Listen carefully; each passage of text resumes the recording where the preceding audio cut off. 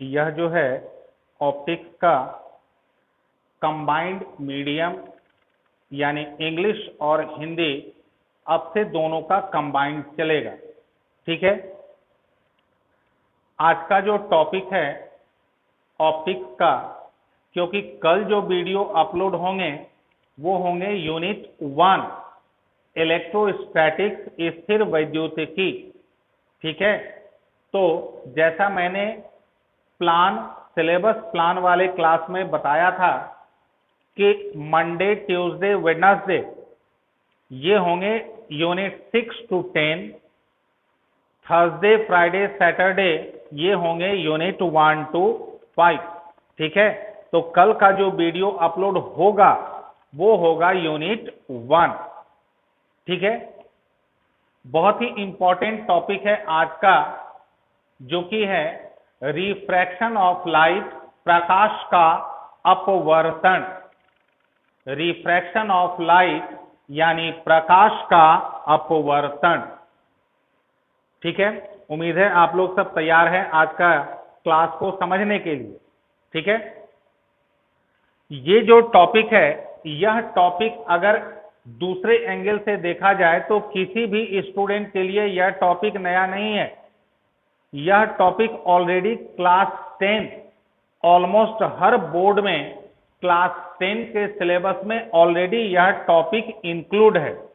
ठीक है, लेकिन क्लास 12 में इस टॉपिक को फिर से रिपीट किया गया है, तो उस पॉइंट ऑफ व्यू से मैं आप लोगों को इस टॉपिक को फिर से समझा रहा हूं। रिफ्रैक्शन ऑफ लाइट यानी प्रकाश का अपवर्तन। बहुत समझना सिंपल है, बस आप लोग केवल कंसंट्रेट होंगे, मैं क्या बता रहा हूं, क्या बोल रहा हूं, इसको आप लोग कंसंट्रेट होंगे। जब हम लोगों ने इससे पहले पढ़ लिया है, जब ऑप्टिकल मीडियम बदलते हैं, जब ऑप्टिकल मीडियम बदलते हैं तो लाइट की स्पीड, ठीक है, स्पीड ऑफ लाइट, लाइट की स्पीड बदलती है। अब उसमें हम लोग एक और चीज को ऐड करने जा रहे हैं। ठीक है, ध्यान देंगे। When medium, optical medium changes, the speed of light changes. जब प्रकाशीय माध्यम बदलती है तो प्रकाश की चाल भी क्या होती है, बदल जाती है। अब इसमें हम लोग एक चीज को और ऐड करने जा रहे हैं, ध्यान देंगे, इंटरेस्टिंग है। जब ऑप्टिकल मीडियम यानी प्रकाशीय माध्यम जैसे बदलती है, तो हम लोगों ने पहले ही पढ़ रखा है ज्योमेट्रिकल ऑप्टिक्स में, यह कंसेप्ट हम लोगों को मिलता है, light rays always travels in a straight path. Mean प्रकाश किरणें हमेशा सरल रेखा में गमन करती है। ठीक है, तो जैसे ही प्रकाशीय माध्यम यानी ऑप्टिकल मीडियम जैसे ही चेंज होता है, तो जो लाइट रेज, प्रकाश किरणों की जो स्ट्रेट पाथ है वो क्या हो जाती है, बदल जाती है। अगर प्रकाश किरणें ऐसे जा रही है, अगर लाइट रेज ऐसे जा रही है, अचानक से अगर मीडियम बदला तो उसका जो स्ट्रेट पाथ है, उसकी जो सीधी रेखा है वो चेंज हो जाती है, यानी लाइट रेज, प्रकाश किरणें मुड़ जाती है। तो ये जो ऑप्टिकल मीडियम के बदलने पर, ऑप्टिकल मीडियम के बदलने पर, प्रकाशीय माध्यम के बदलने पर, यह जो लाइट रेज यानी प्रकाश किरणें जो अपने रास्ते से मुड़ जाती है, इसी फेनोमेनन, इसी घटना, इसी फेनोमेनन, इसी घटना को कहा जाता है प्रकाश का अपवर्तन। ठीक है, रिफ्रैक्शन ऑफ लाइट। तो अब आप लोगों के सामने यहां डेफिनेशन ऑलरेडी रिटन है, लिखा हुआ है हिंदी मीडियम में। किसी एक प्रकाशीय माध्यम से दूसरे प्रकाशीय माध्यम में प्रकाश किरणें प्रवेश करती है तो अपने पथ से विचलित, विचलित मतलब मुड़ जाना, विचलित हो जाती है। इस प्रकाशीय घटना को कहा जाता है प्रकाश का अपवर्तन। इंग्लिश मीडियम में द फेनोमेनन ऑफ बेंडिंग, मुड़ जाना, bending of the path of light rays on changing the optical medium is called refraction of light. Definition अपनी जगह पर, कंसेप्ट अपनी जगह पर। डेफिनेशन होता है याद करने के लिए और कॉन्सेप्ट होता है, कॉन्सेप्ट का मतलब होता है समझना। तो हम लोग जब पढ़ते हैं, हम लोग जब पढ़ाई करते हैं तो उसमें दो बातों का ख्याल रखा जाता है। एग्जाम को पास करना है तो उसके लिए डेफिनेशन रटना पड़ेगा, पढ़ना पड़ेगा। लेकिन अगर हम लोग अपने सोच को डेवलप करना चाहते हैं, नॉलेज को डेवलप करना चाहते हैं, तो कॉन्सेप्ट को क्लियर रखना होगा। हम लोगों ने देखा है, आप लोगों ने भी देखा है, बहुत सारे ऐसे भी स्टूडेंट होते हैं जो डेफिनेशन, परिभाषा, ये वो याद करके एग्जाम पास कर जाते हैं, लेकिन उनका नॉलेज, कॉन्सेप्ट क्लियर नहीं होता। तो मेरी एक कोशिश रहती है कि डेफिनेशन हो, उसके साथ साथ कॉन्सेप्ट भी क्लियर हो। ठीक है, थोड़ी देर, 10 सेकेंड।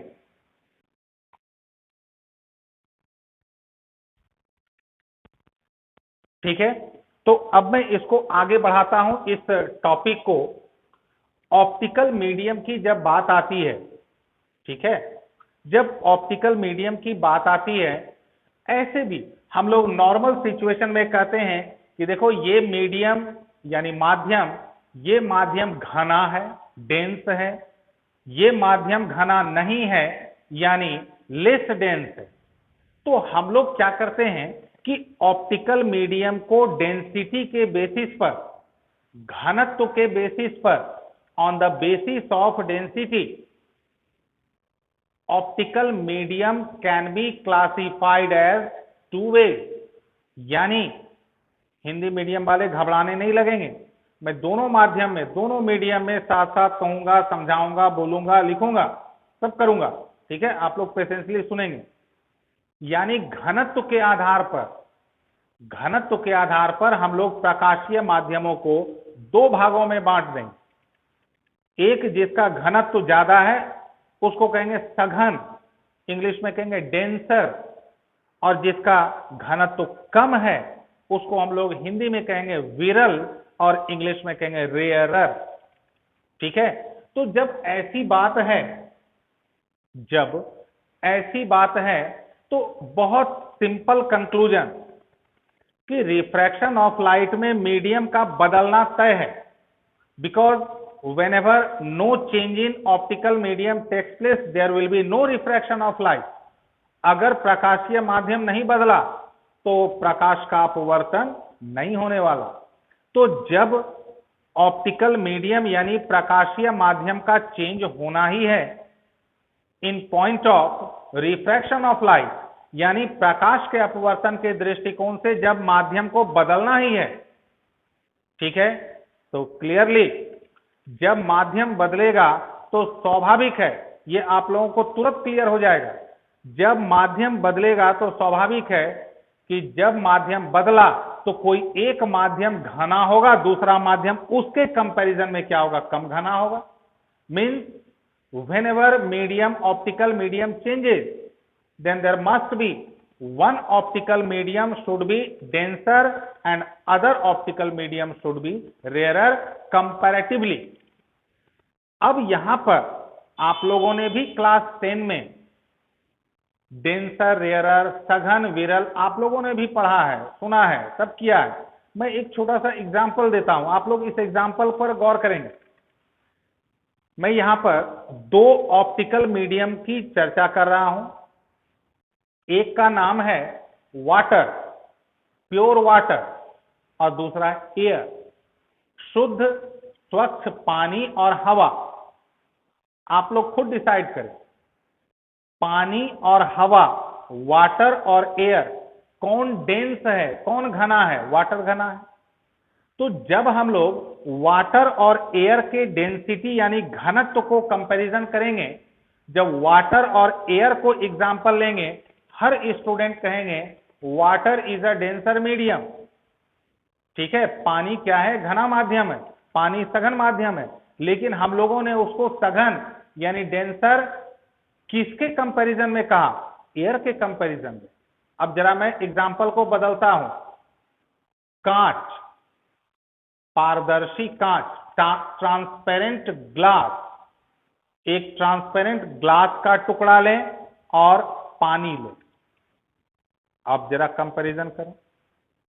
अभी पहले वाले कंपैरिजन में हम लोगों ने वाटर को कहा डेंसर, घना, सघन, लेकिन जब पानी और कांच की जब तुलना होती है तो वहां पर कांच के कंपैरिजन में पानी वो हो जाता है रेयरर, यानी विरल।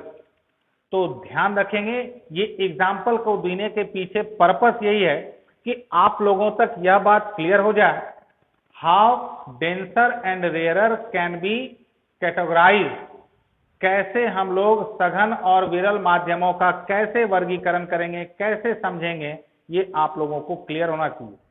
सघन या विरल, डेंसर और रेयरर, ये जब भी होता है कंपैरिजन यानी तुलना। ठीक है, फिर से मैं रिपीट कर दूं, हवा एयर के कंपैरिजन में पानी डेंसर है, लेकिन ग्लास कांच के कंपैरिजन में पानी रेयरर है। उम्मीद कर रहे हैं आप लोगों को क्लियर हो गया होगा। तो इसका मतलब कि जब लाइट रेज एक मीडियम से दूसरे मीडियम में इंटर करती है तो दो possibilities, there should be two possibilities arises when the medium of light rays changes. जब भी प्रकाश किरणों के माध्यम में बदलाव होगा तो वहां दो सिचुएशंस हो सकते हैं, या तो प्रकाश किरणें विरल से सघन में जाए या सघन से विरल में जाए। Means there will be two possibilities regarding refraction of light. Number one is either light rays travels from rarer to denser or from denser to rarer. ठीक है, let us discuss about both cases, case 1 and this is case 2.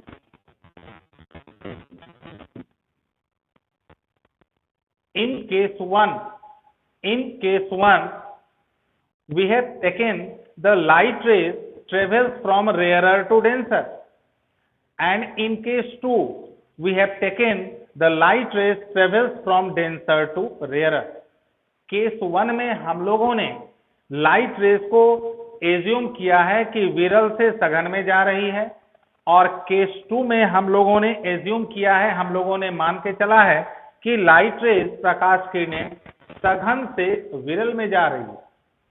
अब यहां पर दो बातें, ये फिर मैं दोहरा दूं, ये किसी के लिए नया टॉपिक नहीं है, हो सकता है दिमाग से उतर गया हो, मैं उसको रिपीट कर रहा हूं। Whenever, ध्यान देंगे दोनों पॉइंट, पहले फिर से मैं रिपीट कर दूं, regarding refraction of light rays there will be two cases, either light rays travels from rarer to denser medium or light rays travels from denser to rarer medium। मतलब प्रकाश के अपवर्तन के दृष्टिकोण से दो परिस्थितियां उत्पन्न हो सकती है, या तो प्रकाश किरणें विरल से सघन माध्यम में प्रवेश करें, या तो सघन माध्यम से विरल माध्यम में प्रवेश करें। Let us discuss both cases. Case number 1, rarer to denser means विरल से सघन। जरा आप लोग डायग्राम को ध्यान दें, इस रेयरर यानी विरल माध्यम में लाइट रेज ऐसे आ रही थी, यहां ये जो लाइन दिख रहा है आप लोग, ये जो लाइन है, दिस लाइन इज हाइपोथेटिकल, ये काल्पनिक रेखा है जिसको कि समझाने के लिए दर्शाया गया है कि हाँ ये रेखा काल्पनिक है, जो कि दोनों माध्यमों को क्या करती है, अलग कर रही है। तो जैसे प्रकाश किरणें विरल से सघन माध्यम में प्रवेश करती है, जरा ध्यान देंगे क्या होता है, जिस पॉइंट पर आपतित हुई प्रकाश किरणें, जिस पॉइंट पर आपतित हुई, यानी the point at which light ray incident is called point of incidence which is denoted by O, आपतन बिंदु, पॉइंट ऑफ इंसिडेंस। अब ध्यान देंगे लाइट रेज का ओरिजिनल डायरेक्शन, ध्यान देंगे ये है, ये, then we can see that whenever light rays enter from rarer to denser, the path of light rays bends towards the normal, normal जो है, इसको मैं थोड़ा क्लियर कर दूं, पहले भी मैं बता चुका हूं। जब भी हम लोग चाहे रिफ्लेक्शन या रिफ्रैक्शन यानी परावर्तन या अपवर्तन पढ़ते हैं, तो हम लोग आपतन बिंदु पॉइंट ऑफ इंसिडेंस पर एक नॉर्मल को एज्यूम करते हैं। और आप लोगों को याद होगा, मैंने पहले भी बताया है, पूरे ज्योमेट्रिकल ऑप्टिक्स में जो रियल लाइंस होगा, यानी जो वास्तविक जो प्रकाश किरण लाइट रे, उसको हम लोग पूरा लाइन से डिनोट करते हैं, और जो हाइपोथेटिकल काल्पनिक इमेजिनरी, ठीक है, उसको हम लोग डॉट डॉट करके डिनोट करते हैं। तो ये जो देख रहे हैं आप लोग जेड जेड डैश, एओ तो हो गया इंसिडेंट लाइट रे, आपतित प्रकाश किरण। जेड जेड डैश जो है वो है normal assumed at the point of incidence, आपतन बिंदु पर डाले गए काल्पनिक अभिलंब। तो आप लोग जरा ध्यान देंगे यहां पर कि whenever light rays enters from rarer to denser, its path bends towards the normal। यानी जब प्रकाश किरणें विरल से सघन माध्यम में प्रवेश करती है, तो उसका जो रास्ता है, उसका जो पथ है, रास्ता, वो अभिलंब की तरफ मुड़ जाती है, ठीक है। लेकिन ठीक उल्टा, जब डेंसर से रेयरर यानी सघन से विरल में जब जाती है, तो उसका जो रास्ता है, पाथ, वो नॉर्मल से दूर हो जाता है, ठीक है। अब सवाल बहुत सारे स्टूडेंट के मन में यह तुरंत क्वेश्चन राइज हो गया, why the path of light raise bend towards the normal in this case and away from the normal in that case. Means क्यों प्रकाश किरणों का पथ अभिलंब की ओर मुड़ गई इस केस में, और उस केस में अभिलंब से दूर क्यों हो गई? क्या उठा कि नहीं? अगर उठ गया ये क्वेश्चन, तो मैं गारंटी देता हूं आप लोगों को समझ में आ रहा है, और अगर यह क्वेश्चन नहीं उठा, तो गारंटी दे देता हूं कि आप लोगों ने ध्यान से नहीं समझा, ठीक है। अब ये आप लोगों पर निर्भर करता है कि आप लोगों के मन में सवाल उठा या नहीं, ठीक है। जवाब मैं दे देता हूं, इसका जवाब जो है उसको हम लोग नेक्स्ट क्लास में क्लियर करेंगे। पहले एक दो और छोटे छोटे चीज को यहां पर क्लियर कर लें। This O represents incident light ray, आपतित प्रकाश किरण। ZZ dash is the normal assumed at the point of incidence, आपतन बिंदु पर डाले गए काल्पनिक अभिलंब। दिस OB, ये जो दिख रहा है OB, ठीक है, चाहे जो भी रास्ता हो, OB, this OB represents refracted light रे, मीन्स अपवर्तित प्रकाश किरण इसको कहेंगे। और अब दो सबसे खास बातें, आपतित प्रकाश किरण काल्पनिक अभिलंब के साथ जो भी कोण बनाती है, the angle made by the incident light रे with the normal is called angle of incidence, आपतन कोण। आपतन कोण, क्योंकि इसका नाम है एंगल ऑफ इंसिडेंस, इसीलिए इसको हम लोग डिनोट करते हैं किससे? आई से। और अपवर्तित प्रकाश किरण, रिफ्रैक्टेड लाइट रे, नॉर्मल के साथ जो भी कोण बनाती है उसको कहते हैं एंगल ऑफ रिफ्रैक्शन, अपवर्तन कोण, and it is denoted by R due to angle of refraction. इसका हम लोग आर यूज करते हैं, ठीक है। अब हम लोगों का जो अगला मुद्दा उठ गया है, अगला पहले मुद्दा क्या उठा, पहले उसको हम लोग क्लियर कर लें, तभी तो आगे मजा आएगा। अगला हम लोगों का जो मुद्दा उठ गया, इशू, ठीक है, उम्मीद है आप लोगों के दिमाग में भी उठ चुका है। Why the path of light raise bend towards the normal in this case and away from the normal in that case. क्यों प्रकाश किरणों की का पथ अभिलंब की ओर, इस परिस्थिति में अभिलंब की ओर मुड़ जाती है, और उस परिस्थिति में अभिलंब से दूर क्यों हो जाती, ठीक है। नेक्स्ट क्लास में हम लोग इसका जवाब लेंगे, इसको पूरा हम लोग इसका पोस्टमार्टम करेंगे, हम लोग इसको छोड़ेंगे नहीं। हम लोग यह जान के रहेंगे कि आखिर इस केस में विरल से सघन में क्यों लंब की ओर मुड़ा। क्यों मुड़ेगा भाई? प्रकाश किरणों का मनमानी है, हम लोग नहीं चलने देंगे मनमानी। क्यों मुड़ा आखिर? हम लोग उसका जवाब ढूंढ के रहेंगे और उसका जवाब हम लोग समझ के रहेंगे, हम लोग छोड़ने वाले नहीं है। क्यों? क्योंकि अब मैं यहां पर एक वाकया, एक सिचुएशन आप लोग को याद दिलाता हूं। आप लोगों ने क्लास 10 में भी इस घटना को पढ़ा है। आप लोगों को क्लास 10 में टीचर ने भी स्कूल में पढ़ाया है यही सिचुएशन, लेकिन उस जगह पर आप लोग सभी ने, मेरा दावा है, आप लोग सभी ने इस सिचुएशंस को याद कर लिया। इंग्लिश मीडियम वाले ऐसे पढ़ गए, whenever light rays enters from rare to denser its path bends towards the normal।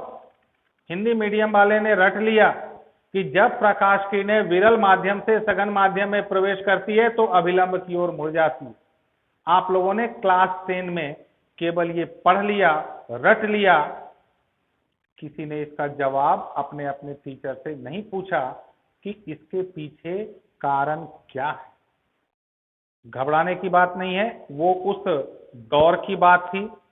अब हम लोग 2 साल आगे आ चुके हैं, 2 साल बड़े हो गए हैं, तो स्वाभाविक है अब हम लोग इसको नहीं छोड़ने वाले हैं। हम लोगों को इसका जवाब चाहिए कि why this situation happened and why this situation happened. यह क्यों हुआ, वह क्यों हुआ, हम लोगों को जवाब चाहिए। ठीक है, तो हम लोग नेक्स्ट क्लास में, यानी अब जो ऑप्टिक्स का अगला क्लास आएगा, अब ऑप्टिक्स का अगला क्लास आएगा नेक्स्ट मंडे को। ठीक है, क्योंकि कल का जो क्लास होगा वो होगा यूनिट नंबर 1। और मैं एक हिंट दे दूं, कल का जो क्लास होगा यूनिट नंबर 1 वो होगा बिंदु आवेश एंड कूलाम का नियम, means point charges and coulomb law. ठीक है, तब तक के लिए आप लोगों सभी को good night. Thank you very much.